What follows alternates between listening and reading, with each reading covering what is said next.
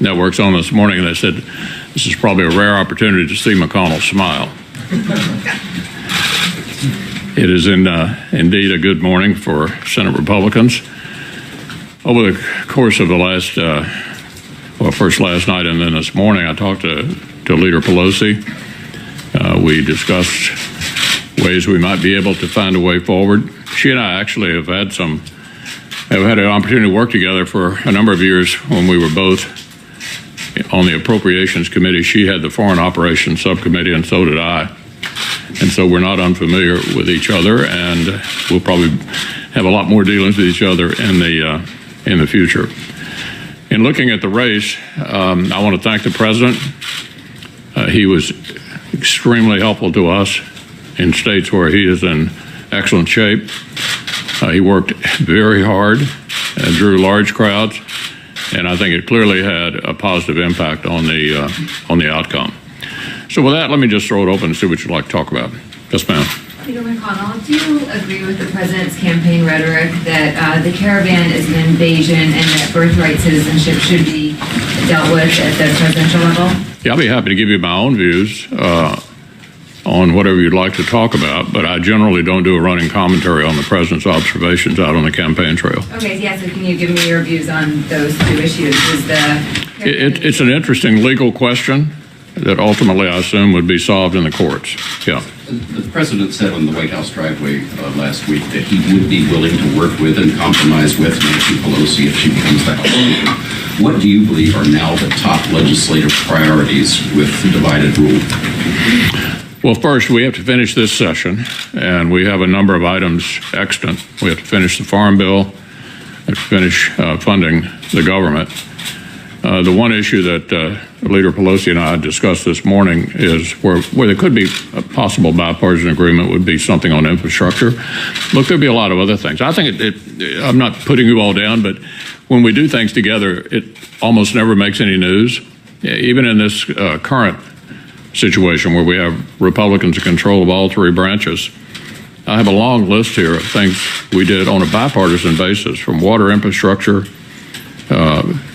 the best appropriations process in 20 years, airport infrastructure, FDA authorization, on and on and on. I mean, there are plenty of things that we work together on, and I always have to tell constituents who think we all hate each other that the Senate's a pretty collegial place, and even though we had obviously big differences over things like taxes and judges, there were plenty of other things we did together, and there's no reason that would stop simply because the House now becoms Democratic. But other than infrastructure, what big issues are there? Well, we'll see. We'll see. I mean, we'll see. That will all be discussed. Yeah, so, will you insist on getting $5 billion for the president's border wall in this upcoming spending? Well, we're certainly going to try to help the president achieve what he'd like to do with regard to the wall and border security. And that'll obviously have to be done on some kind of bipartisan, some kind of bipartisan discussion. Mr. McConnell. Yeah. Any observations on the Kavanaugh effect? Very helpful. Yeah, I think the Republican sort of core voters in the states that were critical to us were highly offended by the questioning of the presumption of innocence and the tactics. And I think it was like an adrenaline shot. We were worried about lack of intensity on our side, and I think the Kavanaugh fight certainly provided that and was extremely helpful. It's noteworthy that the one Democrat in a red state who survived voted for Kavanaugh, Joe Manchin. You credited the president for his work for the Democrats in red states, but you obviously lost the House last night too. So I'm wondering what kind of impact do you think the president's rhetoric in the last couple of weeks is having on your party, particularly with women voters and suburban voters and some of those key races? Yeah, I'm going to try not to have us waste our time on sort of routine questions about what the president may say at any given moment. Look, I'm here to talk about the Senate. We had a very good day. Proud of what happened. The president was very helpful to us. Yeah. Leader McConnell, if you look at the exit polls, one of the most important issues to voters was health care. Do you take away from that the message that any effort to repeal ACA at this point is dead? Well, I think it's pretty obvious the Democratic House is not going to be interested in that. There are serious problems with Obamacare, serious problems that need to get fixed. They raised the phony issue of whether or not we were for or against pre-existing conditions. And I suspect it may have worked some places, fortunately, in our races, even though they tried to define health care on that issue. I think all of our candidates who subsequently won were able to make clear to the voters that that everybody we knew was in favor of covering pre-existing conditions, including the candidates like Hawley and Braun and others. So the rhetoric doesn't solve the problem, and there are serious problems with Obamacare, and I think we're going to have to obviously now try to address that on a bipartisan basis. Yeah. Both Leader Pelosi and the President talked about fighting high prescription drug prices. Do you think that that's something the Senate could work with Pelosi on? Yeah, I can't imagine that won't be on the agenda. Yeah. Is there anything that the Senate Republicans could or would do to help President Trump in the event that Democrats in the House attempt to seize his tax returns? I'm sorry, I'm having a hard time with you. What would Senate Republicans do in the event that the House Democrats try to obtain President Trump's tax records? Well, you know, the whole issue of presidential harassment is interesting. I remember when we tried it in the late 90s. We impeached President Clinton. His numbers went up and ours went down, and we underperformed in the next election. So the Democrats in the House will have to decide just how much presidential harassment they think is good strategy. I'm not so sure it'll work for them. Senator McConnell. Yeah. So just to go back to that, are you recommending that for House Democrats that the oversight that they have said that they're going to do might backfire on them? Or are you saying that? No, they're not interested in my recommendations. All I'm doing is making a historical observation that the business of presidential harassment, which we were deeply engaged in the late 90s, improved the president's approval rating and tanked ours. Thus, my observation is that might not be a smart strategy, but it's up to them to decide how they want to handle that. Senator McConnell. All the way in the back. Is there anything that you're going to be doing in the coming months to increase the number of women who are being recruited on the Republican side to run for office? It's been a frustration. I think I've mentioned to you before that we've had plenty of women candidates. A lot of them have not won. Marsha Blackburn won. We're hopeful that Martha McSally will win. I'm going to be trying to convince one of our women, for example, to go on that Judiciary Committee, something I've tried and failed the last couple of Congresses. Yeah, I mean, we need to do a better job of recruiting women candidates and getting them elected. Hopefully, we'll have 2 new women Republican senators here shortly. Senator? Yeah. Talking about the House oversight that is likely to come, the president tweeted this morning saying that if the House continues with their investigations, that we will likewise be forced to consider investigating them for all the leaks of classified information and much else at the Senate level. 2 can play at that game. Can you respond to that? What do you think? Well, I'd like to focus on finishing up this session. We've got work left to do, and we'll see what happens next year. Yeah. Have you had discussions with the president about any of that? I know you're going to avoid that right now, but... Yeah. On this session, can you rule out a government shutdown? Yeah, hopefully that will, you know, look, we need to work this out. We had the most successful appropriations process already in 20 years. 75% of the government got funded before the end of September. And we all know we need to work together here toward the end to finish that up. And we're going to do the best we can to try to achieve the president's priorities. And hopefully we will not be headed down that path. Senator? Yeah. What do you think of doing a DACA fix, either lame duck or next year? The what? DACA fix. Oh my goodness. Well, you know, I can't imagine with all the things that we have to do here to wrap up this Congress that we would revisit immigration, but who knows? What about next year? It's on the, you know, it's on the agenda every year because we have serious immigration issues. I would remind all of you all the Democrats had total control of the government in 2009 and 2010 and never dealt with the immigration issue. So it seems that no matter who's up or who's down, we have not been able to come to some kind of conclusion about what to do on immigration. The one thing I thought we all agreed on was this border security issue. Most Democrats voted for it 10 years ago. But we've had a challenge on that as well, as evidenced by the president's desire to build a wall and the reluctance on the other side to support it. So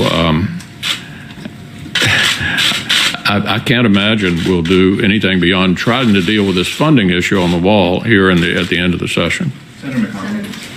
And Mike, just to follow up on that, the president had made a real issue out of it going to the midterms about the migrant caravan and the crisis that it was causing at the border. When you want to put immigration at the top of the list, and do you agree with the characterization the president used that it was a crisis from this migrant caravan that's coming? Well, that's sort of an executive branch issue about how to deploy security forces to deal with that. I'm sure the president will handle it skillfully. Do you believe there was a crisis? It's up. It's not a legislative issue. It's a question of how you want to deal with the security at the border. The president has wide latitude to do that, and he's taking advantage of the opportunities he has. Yeah. Senator McConnell, if Democrats do engage in aggressive oversight of the Trump administration, how will that impede your ability to work on the bipartisan fashion of the policy?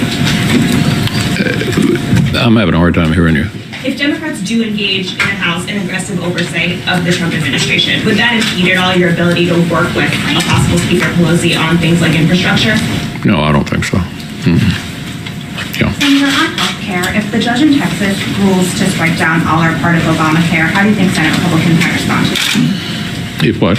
If the judge in Texas strikes down all or part of Obamacare? Well, look, the healthcare system is still a pretty big mess, and it's obviously now going to have to be addressed on a bipartisan basis because the Democrats will control the House.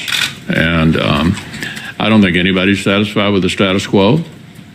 And the American people have given us divided government, which they've given us most of the time since World War II. They seem to like divided government. And I think the message is figure out what you can do together and do it. And I think healthcare is still a crisis and needs to be fixed. Yeah. Senator McConnell, if House Dems push to expand Russia probes, do you think this is an effort to undermine the president? And is there potential to get out in front of the special counsel on this? Look, on the Senate side, the Senate Intelligence Committee has been looking at that issue, and we expect them to report at some point in the future. And I look forward. And so far, they've operated on a pretty bipartisan basis, Senator Burr, Senator Warner, and look forward to hearing what they have to say. Senator McConnell. Yeah. Senator McConnell, have you spoken to Governor Scott or Congresswoman Sally about their races, and how do you feel about their state? Well, Governor Scott and I traded calls last night, so I've not actually connected with him yet. I'm going to be talking to him shortly. And I have not spoken to Martha McSally, although we traded calls too. They were pretty late at night. I decided to go to bed and talk to her this morning. Yeah. You're going to have an extra cushion in the Senate with extra seats on the Republican side. What will that enable you to do? Will this ease judicial nominations? What's the practical effect of it? Well, you know what my top priority is. I've made it very clear. It's the judiciary, the 2 Supreme Court appointments, the 29 circuit judges, the 84 overall number of judges, and we're not through doing those this year. The president, I think, has done an excellent job in picking young men and women who believe the job of judge is to follow the law, and we intend to keep confirming as many as we possibly can for as long as we're in a position to do it. So it'll still be my top priority in setting the agenda here in the Senate, next Congress as well. Yeah. Senator, will you revisit your remarks in the new Congress? And then a lot was made of your comments about entitlements in the last couple of weeks. Are entitlements an option? The Democrats have made it perfectly clear they're not interested in dealing with entitlements, and they're in a position to say no, and so I don't think that'll be on the agenda. But your remarks, sir? I have no idea. I hadn't really thought about that. We've got a conference rule related to earmarks on the Senate side. I can't imagine that's going to change. Yeah. McConnell, will a 10% middle-class tax cut be on your agenda next Congress? Well, any effort on the tax side would clearly have to be negotiated now on a bipartisan basis. And we'll just have to see what, I assume Nancy will be Speaker, we'll have to see what they want to do in this area. We'd have to do it together. We wouldn't have the possibility of doing it on a party line basis like we did in this Congress. McConnell, on some of the changes in the administration, in the cabinet that are expected, can you just give your view of what the confirmation battle, ground might look like? I mean, are you confident that you could, if there was a vacancy, let's say at the Department of Justice, could you easily do that? Would it eat up valuable time? Well, I think we'll have probably more time for nominations in the next Congress than we've had in this one, because the areas of legislative agreement will be more limited, I think, obviously, between a Democratic House and a Republican Senate. I don't think we'll have any trouble finding time to do nominations. How controversial they are depends upon who it is. And the president makes that decision, and then we have to react to it. But he's signaled that there's likely to be a number of changes, and we'll process them. Would you be comfortable with sessions being replaced? It's not up to me, Manu, to tell the president who to put in the cabinet. They serve at his pleasure, and if he makes changes, we'll be dealing with whoever is sent up. McConnell. Yeah. McConnell, presidential election obviously starting soon. Some Democrats are probably going to be announcing and testing the waters next couple of months. Really? What impact do you believe that'll have, and also the president's re-election? What do you think that'll have next? Well, it's going to be fun to watch the Democratic presidential aspirants, of which we have a number in the Senate, and Chuck may have some attendance problems from time to time, but it'll be interesting to watch. McConnell, do you plan on running for re-election? I do. You do? I do. And are you confident that President Trump will support your re-election? I'm sorry? Are you confident that President Trump will support your re-election? I wouldn't be surprised. Anyone else? Okay, well, thanks a lot, everybody.